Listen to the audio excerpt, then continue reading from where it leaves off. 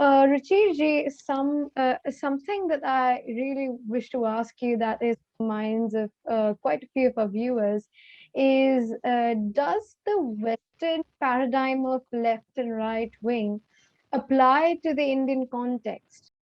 No, it doesn't apply to the Indian context. Mm-hmm. It doesn't even apply to the context of non-English speaking countries. It only works in the Anglosphere. In the way that it's used by the Anglosphere Mm-hmm. media, it only applies there. Because even if they go to France or to Germany or let's say Eastern Europe, it stops working because Okay. parties don't fit the traditional left right dichotomy of a two party system that Mm-hmm. countries like the UK or the US or Australia and New Zealand have. So they have a very simplistic political system where they think they have one left wing party, one right wing party. What they actually have is one center right party and one hard right party. So they've killed Okay. off their left a long time ago. There's no left wing that Mm-hmm. exists in the English speaking world. So as a result, they think liberalism, which is a center right ideology, is leftism, and conservatism is rightism or neoconservatism.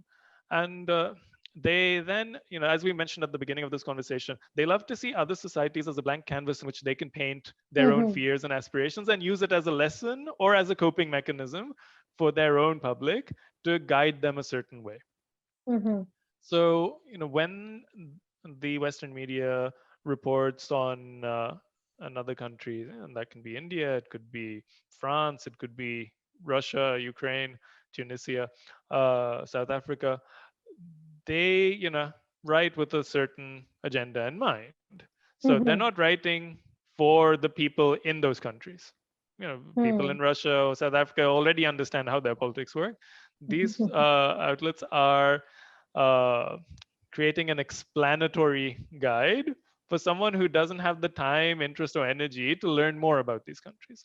What they Mm-hmm. want to know is who are the good guys, who are the bad guys, and who is my guy. That if I'm a Democrat, who are the Democrats of Russia? Who are the Democrats of India? Or if I'm a Mm-hmm. Republican, who are the Republicans of South Africa? Who are the Mm-hmm. Republicans of Italy?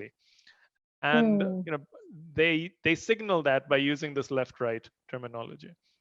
But Mm-hmm. if you look at parties outside the English-speaking world, it's really difficult to define them as left or right by this Anglosphere definition.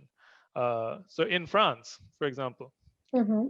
where the left-right paradigm started off, the historical background to it is quite interesting. That it was based on which faction sat where in parliament, and the right wing were the conservatives who wanted to preserve the privileges of the feudal elite, Mm-hmm. while the left wing were those who wanted to radically reform society and rebuild it in the image of the people.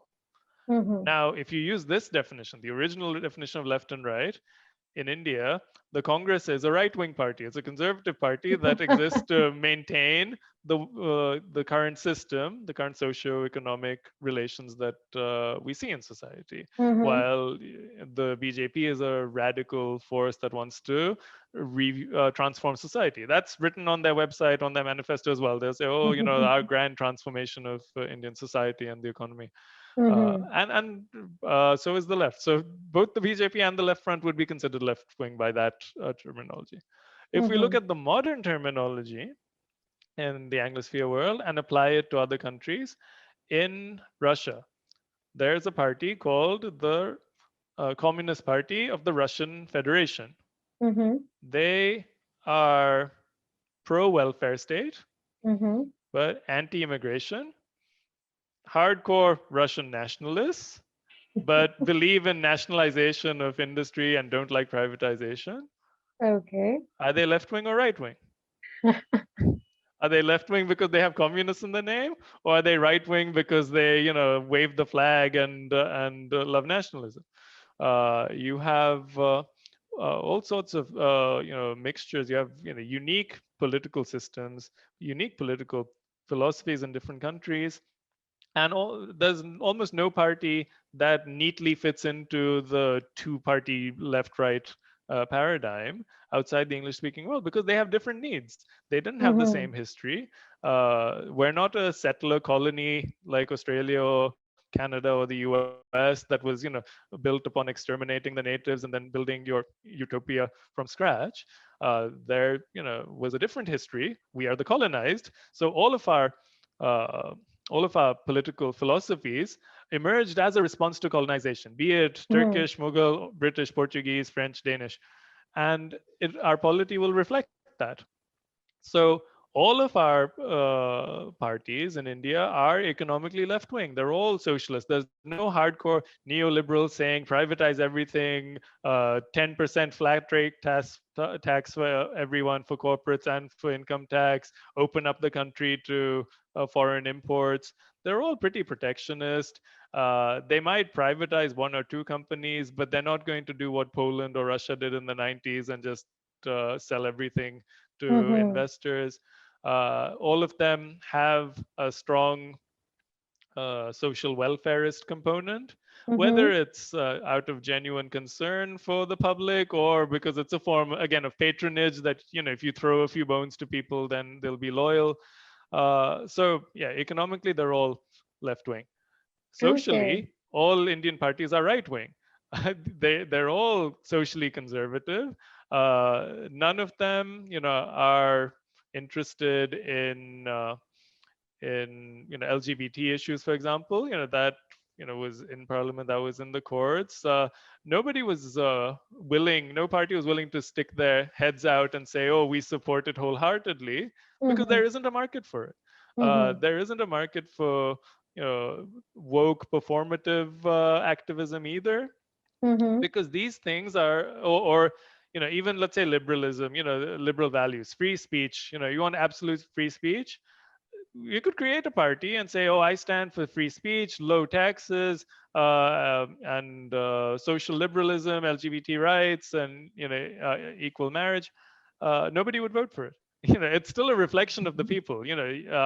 There aren't that many people who would vote for right-wing economics in India, and not that many people who would vote for left-wing social policy. People are still Mhm. very closely tied to their social identities and would rather see that reflected in society than for it to be reformed by force. So every social movement needs to arise from the grassroots. Trying to impose it because another country is doing it, because your colonial master is doing it. A lot of these values that we've imported in our constitution or in our public imagination among the English speaking elite in a few metro cities, these are luxuries of rich countries, that Mhm. they were brutal dictatorships and genocidal colonial states Mhm. when they were rising, and then once they became wealthy, then they allowed debates around this, around let's say social liberalism, about Mhm. free speech or secularism and the like. Now we have an economy, with the per capita income level of Mauritania, but we try to have debates, to keep up, our honorary white status in the West. We try to have the kind of debates that Canada or New Zealand or Mhm. Norway have.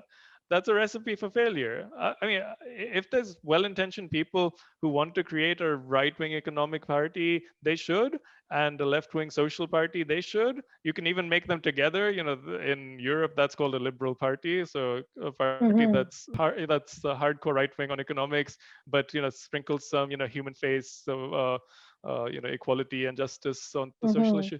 Yeah, by all means, make a party. I don't think it would work because the people aren't ready for it. In a few decades Mhm. maybe they will be, but trying to lecture them for, yeah, you're not liberal enough, or you're not neoliberal enough, or you're not democratic enough, you're not republican enough, you're not left wing enough, not right wing enough, it doesn't matter to a poor person. In Mhm. 2019 there were simultaneously there were articles that were saying, "Oh, I thought so from big commentators. So some people were saying, "Oh yeah, Modi, he's like the second incarnation of Hitler. He's such a right wing Nazi." And then you had people who were like, "Oh, I thought Modi would be this, Thatcher or Reagan who would bring right wing economics, but he turned out to be like Bernie Sanders." This was in the Wall Street Journal. This was in the New York Times. So yes, Schrodinger's Modi. He's simultaneously a fascist and a socialist. You don't know until you open the box. So yeah, that's their understanding of non-Western societies. They try Mm. to make it relatable for their audiences, but it's an impossible task because the same debates don't exist, the same values don't exist, the same aspirations don't exist. Please remember to subscribe to us and switch on the notifications for this channel. For our other social media links, more content, and to support our work, please visit citti.net. Dhanyavad. Namaskar.